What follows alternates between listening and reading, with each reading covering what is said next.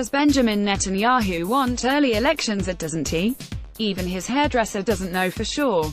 What is indisputable, however, is that the Prime Minister has succeeded in driving Israel crazy.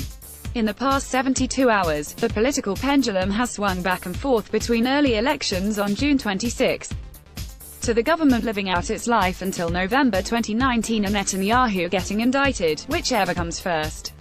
Sign up and get it every Monday in your inbox. The confusion is either a smokescreen set up by Netanyahu to conceal his true intentions or a reflection of his hesitation.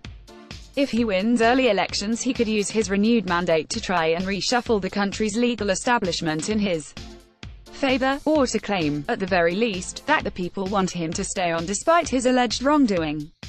If he is defeated, however, the Prime Minister could lose the powerful pulpit that has allowed him to undermine the police investigations against him and to portray them as part of a leftist conspiracy. The cause of the current coalition crisis is a supposedly genuine confrontation concerning legislation that would regulate the enlistment of ultra-Orthodox youth, or rather, the lack thereof, to the Israeli army, a perennial point of contention between most of the Israeli public and its ultra-Orthodox sector.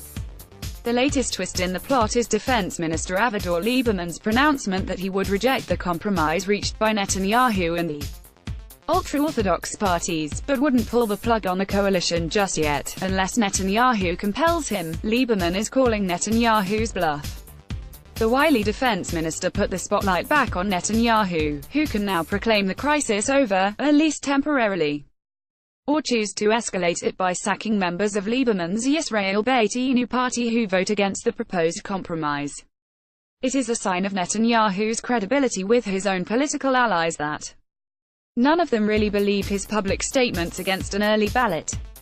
We've got more newsletters we think you'll find interesting. Click here. Please try again later. The calendar provides Netanyahu with 3 major incentives for holding snap elections.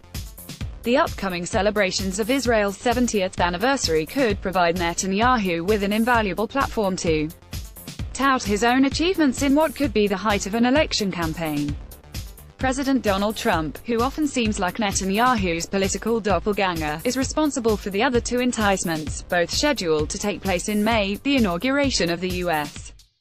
Embassy in Jerusalem and a possible American withdrawal from the Iran nuclear deal, though both could backfire if they result in an outbreak of violence.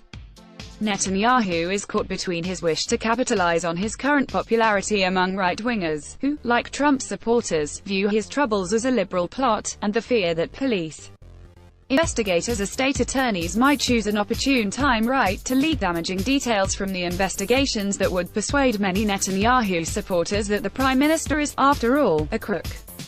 Perhaps Netanyahu should have thought of that before he decided to wage war against the police and to turn them into his enemy. Netanyahu would like to preempt the possibility that the Jerusalem District Court will hear the case of the State of Israel versus Benjamin Netanyahu, with elections that would essentially boil down to Benjamin Netanyahu versus the State of Israel and its legal institutions.